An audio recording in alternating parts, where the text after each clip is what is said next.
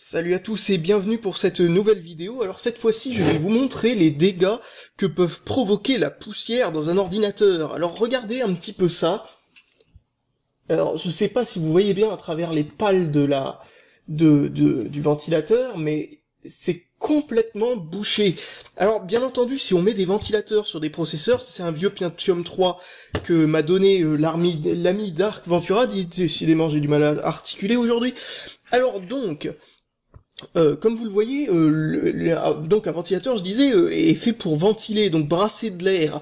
Si c'est complètement bouché, vous aurez un petit peu de mal donc à permettre à l'air de circuler entre les pales et enfin entre les pales, pas du ventilateur, mais ces petites ailettes là pour refroidir donc la masse de métal en dessous. Et donc voilà pourquoi il faut de préférence assez souvent, enfin pas assez souvent, je veux dire au moins une fois tous les 2 ans, faire un petit peu de ménage à l'intérieur d'un ordinateur.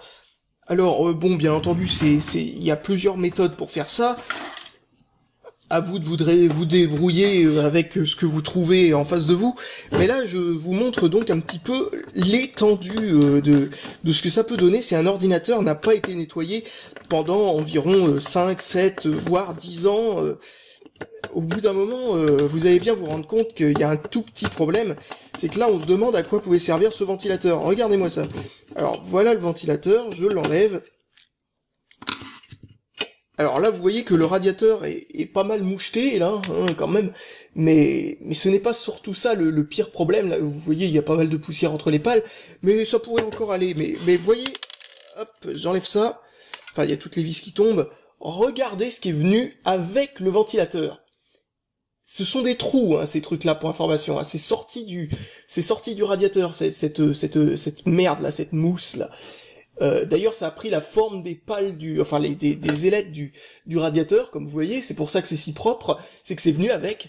Et là, comme vous voyez, mais il y a plus rien, quoi. C'est bouché de chez bouché, quoi. Alors donc, ça avait beau souffler, ça ne faisait que tasser la poussière, quoi. Il se passait absolument rien de spécial au niveau du refroidissement. Alors donc, hop, on va enlever toute cette poussière que je vous montre que ce sont vraiment des trous, hein. Comme vous le voyez, là, je suis en train d'enlever énormément de poussière. Et ça sort comme si c'était de la moquette. Et comme vous le voyez, c'était réellement des trous. Hein. Comme vous voyez maintenant, on voit les ailettes de l'autre côté. C'est déjà beaucoup mieux pour la ventilation. Alors, voilà un petit peu les dégâts de la poussière. Hein. Là, on a l'impression d'avoir enlevé un morceau de je ne sais quoi, comment dire, ah merde, comment ça s'appelle? Vous savez, de l'isolant pour dans les murs des maisons, il y a de l'isolement, il y a de la laine de verre. Voilà, ça ressemble à de la laine de verre, cette merde. Tu m'étonnes que ça avait du mal à être refroidi. Hein. Bon, en même temps, c'est un Pentium 3, hein, un des premiers Pentium 3, parce qu'ils étaient pas en cartouche ensuite. Hein. Là, c'était les Pentium 3 en cartouche, comme vous allez le voir. Vous voyez, là, il y a marqué Pentium 3 dessus. On voit juste Tium 3 ou Yum 3, enfin, suivant l'angle. On va l'enlever, ce truc-là. Alors, comme vous voyez, c'est comme ça qu'on enlève les radiateurs. Et vous voyez, voici un Pentium 3. On voit ça derrière aussi, hein. C'est pas quel sens est le bon sens pour vous d'ailleurs. Bon, c'est pas important. Vous voyez, hein, besoin de mettre un petit peu de pâte conductrice, enfin de pâte thermique, enfin vous pouvez appeler ça comme vous voulez, parce que là, ça a un petit peu, il y a un peu de jour entre le pad là qu'ils ont mis, c'est-à-dire cette espèce de truc en alu, et le processeur, donc ça permettra d'être mieux refroidi aussi, hein, parce que j'y tiens un petit peu à ces vieilles machines, donc j'essaye de bien les traiter. Donc, hop, on va continuer à faire le ménage. Hein.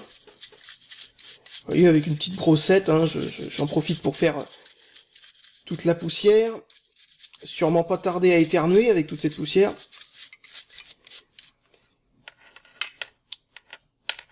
Alors, donc... Voilà, j'en ai enlevé une bonne partie. Alors on n'est pas totalement obligé d'enlever le ventilateur, hein. C'était surtout pour vous montrer l'étendue des dégâts, parce que à les limites, habituellement, on arrive à nettoyer à travers le ventilateur, hein. C'est pas particulièrement grave. Mais bon, là dans ce cas-là, c'était mieux de l'enlever. Et surtout, je vais vous montrer un autre truc.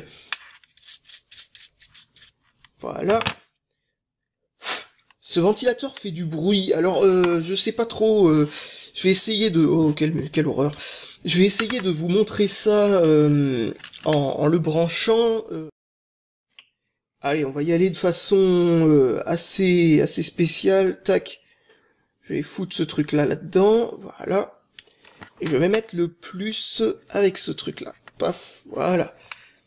Maintenant, est-ce que j'ai autre chose? Oui, allez hop, une deuxième trombone.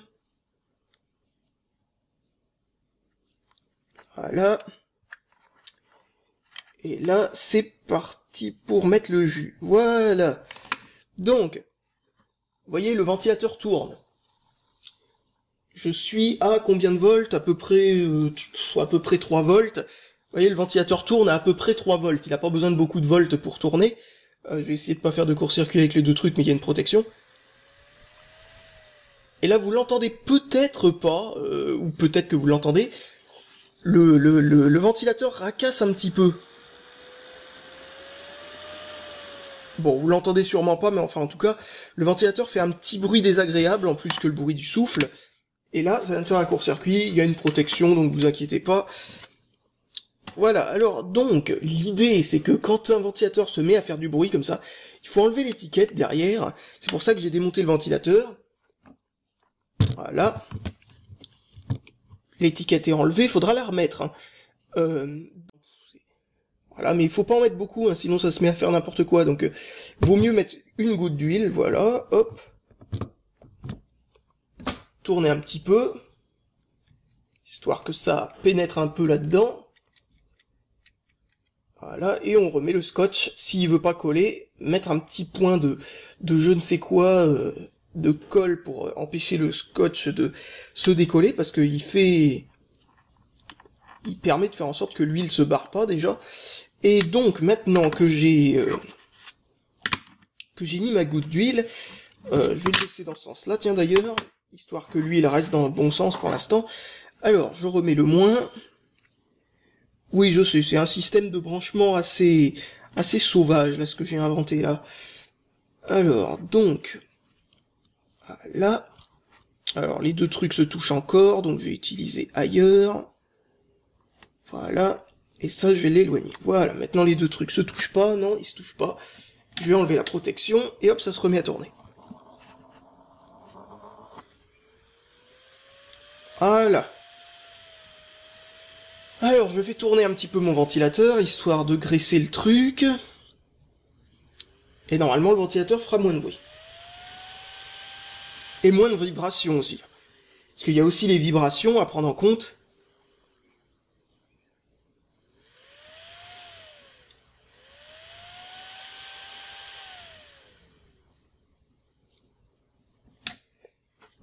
Voilà. Alors, maintenant que tout ça est préparé,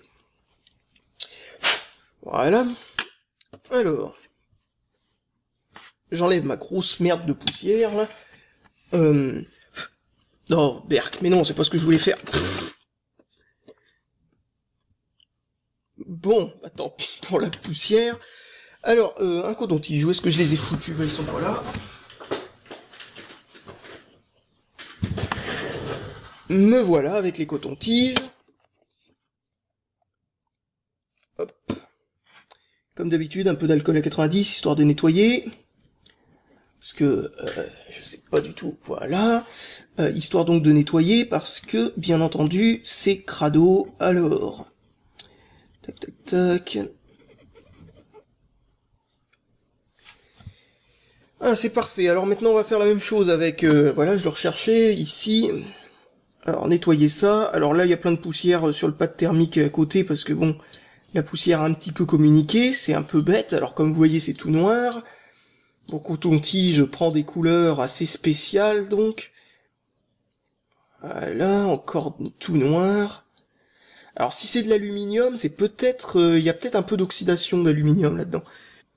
Est-ce que je l'enlève ou est-ce que je le garde? Bon, je vais le garder parce que ça chauffe pas des masses, et en plus de ça, le truc avec ce Pentium 3, c'est qu'il touchait pas parfaitement le radiateur. Donc vous voyez, la partie du radiateur qui est censée refroidir ça ne touchait pas. Alors autant dire que ce processeur-là, il avait des handicaps au niveau thermique. Et ça lui a jamais posé problème, visiblement, donc tant pis.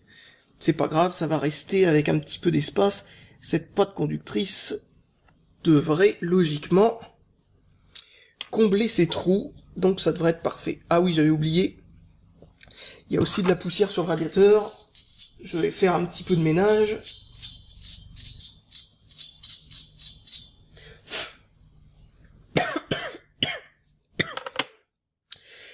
Et voilà, c'est tout neuf. Ça se met dans quel sens d'ailleurs ce truc? On va voir ça tout de suite. Alors, donc, ok. Alors, si je mets ça dans les trous, eh ben, ça va dans ce sens-là. Voilà. Bon, à moins que ça soit symétrique, hein, bien entendu. Hein, c'est possible que ça le soit. Alors voilà, j'ai mis le radiateur, comme vous voyez. Maintenant, il n'y a plus qu'à mettre cette espèce d'attache, qui est l'attache qu'on trouve assez souvent sur les Pentium 3, qui est une drôle d'attache, donc, comme vous allez le voir, qui, je sais pas exactement quel est le sens officiel de cette attache. On va dire que c'est ce sens-là, mais c'était pas dans ce sens-là qu'elle était à l'origine. Donc, dans ce sens-là, parce que là, il y a un trou, là, en dessous, donc du coup, c'est plus facile pour ne pas rayer le plastique. Donc, il y a plusieurs crans, faut bien entendu le mettre dans le deuxième. Le deuxième cran est bon, et là, faut faire pareil, dans le deuxième cran, à l'autre bout, et on pousse, et logiquement, ça mousse. Non, c'est pas ça la blague. Donc, voilà. Et quand on regarde sur le côté, je sais pas si vous arriveriez à le voir. Ah, c'est vraiment pas difficile, pas facile à choper au niveau de la caméra, mais si vous arrivez à le voir, eh bien on voit que la pâte conductrice a coulé sur le pourtour, ce qui montre bien entendu qu'elle a été bien aplatie. Je pense que vous y voyez rien du tout. Je vais essayer d'avoir un peu plus de lumière. Peut-être en tournant un petit peu le spot. Non, j'y arriverai pas. Bon, bah tant pis. Donc maintenant, il ne me reste plus qu'à revisser le ventilateur sur ce radiateur. Et je vous dis salut à tous. Et à la prochaine pour de nouvelles choses à dire sur des sujets comme cela, hein, comme de l'informatique rétro, comme actuellement là. Donc bah salut, hein, et bonne journée. Si vous vous demandez pourquoi je tourne le tournevis un petit peu à l'envers avant de visser, c'est pour trouver le filetage. Hein. Ne vous inquiétez pas, je sais comment on visse une vis. Hein. Voilà, c'est juste parce que j'ai vu que j'avais déjà fait ça dans une autre vidéo et que je me suis dit, ouais, vu que j'explique pas, les gens peuvent peut-être penser que si ça visse pas comme il faut, c'est parce que je tourne dans le mauvais sens, mais non, c'est normal, c'est volontaire. J'ai fait ça par exemple avec le Bovril par exemple. On se demandait peut-être pourquoi j'arrivais pas à refermer le pot. En fait, je cherchais le filetage du pot, tout simplement. Voilà, c'est fini.